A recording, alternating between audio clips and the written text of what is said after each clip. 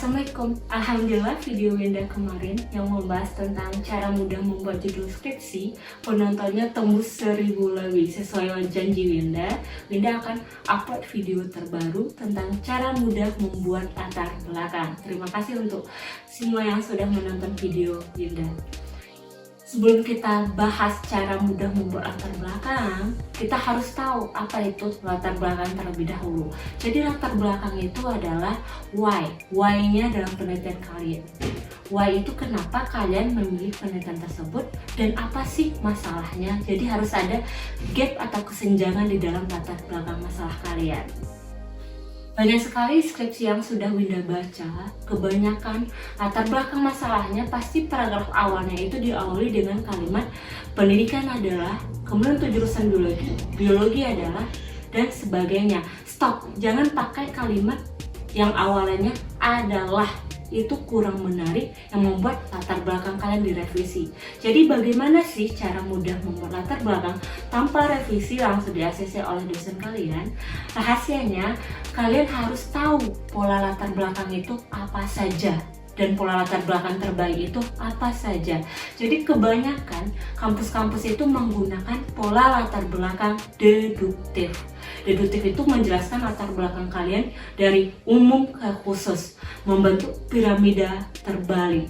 Misalnya, judul penelitian kalian adalah analisis pelaksanaan praktikum biologi selama masa pandemi di kampus X. Jadi, kalian jelaskan secara umum dulu dari biologi terlebih dahulu, baru khususnya kenapa kalian memilih penelitian tersebut. Kalau belum paham, stay tune di video ini, nanti kalian akan paham tersendiri. Jadi, agar pola deduktif itu berhasil di penelitian kalian, hal pertama yang harus kalian lakukan adalah temukan gap atau kesenjangan dari judul penelitian kalian terlebih dahulu. Jadi kesenjangan atau masalah atau gap harus kalian temukan terlebih dahulu. Bagaimana cara menemukannya? Kalian lakukan observasi atau wawancara atau menggunakan angket terlebih dahulu ke tempat atau lokasi di judul penelitian yang sudah kalian tentukan tadi. Misalnya, analisis pelaksanaan praktikum selama masa pandemi di kampus X. Jadi kalian harus melakukan observasi di kampus X tadi. Jadi setelah kalian melakukan observasi, melalui wawancara, angket, kalian temukan masalah atau gap atau kesenjangan di sana. Ini maksud gap ini idealnya bagaimana, faktualnya bagaimana. Jadi seharusnya praktikum itu idealnya bagaimana, tetapi faktualnya itu bagaimana di lapangan. Misalnya praktikum itu dilaksanakan di laboratorium idealnya, tetapi selama masa pandemi faktualnya praktikum itu tidak dilaksanakan di laboratorium karena masa pandemi COVID. Jadi ada kesenjangan antara ideal dan faktual. Ideal ini bisa berupa aturan, undang-undang, kemudian tata cara.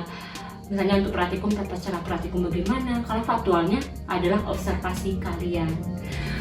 Ini untuk judul analisis pelaksanaan praktikum selama masa pandemi. Jadi kalian jelaskan dulu pembelajaran biologi itu seperti apa, kemudian kaitkan dengan praktikum dan ideal praktikum itu bagaimana sih pelaksanaannya, dan baru dijelaskan faktualnya bagaimana di lapangan. Idealnya dilaksanakan di labor, kemudian faktual di lapangannya karena masa pandemi dilaksanakan secara daring atau online. Yang kedua, kalian harus memaparkan hasil observasi yang telah kalian lakukan. Bagaimana sih cara memaparkan hasil observasi kalian di latar belakang? Bisa diawali dengan kalimat berdasarkan penelitian yang telah peneliti lakukan, atau berdasarkan wawancara yang telah peneliti lakukan, atau berdasarkan hasil angket yang telah peneliti bagikan kepada siapa dan tempatnya di mana dan waktunya di mana. Jadi kalian harus jelaskan terperinci di mana kalian melakukan observasinya, waktunya kapan dan dengan siapa, dan hasilnya bagaimana.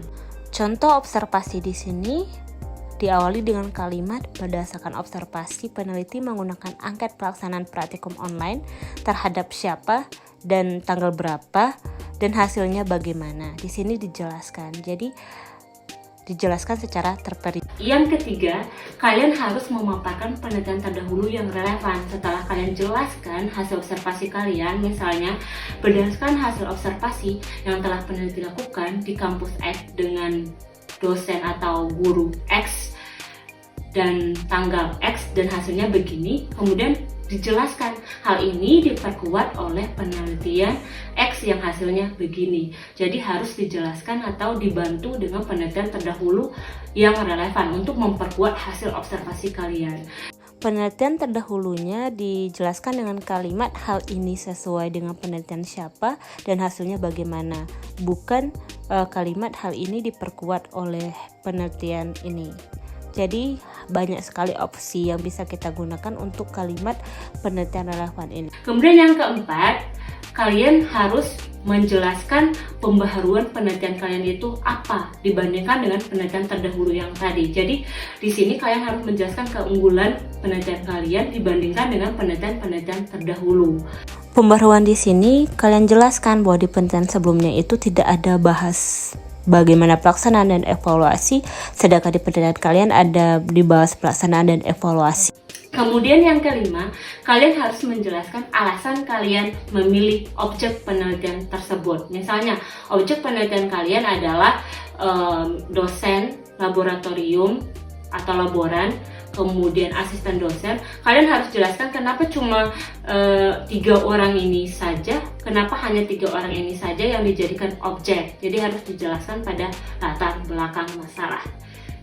Objek penelitian kalian bisa kalian bahas di batasan masalah. Kenapa hanya difokuskan pada objek tersebut saja? Dijelaskan. Di sini ada contohnya. Kenapa alasannya hanya memilih 3 objek saja. Demikianlah 5 cara agar pola deduktif di penelitian kalian itu berhasil diterapkan dan latar belakang kalian menjadi menarik dan langsung diterima oleh dosen tanpa revisi. Terima kasih, demikianlah video hari ini tentang cara mudah membuat latar belakang. Tunggu video selanjutnya.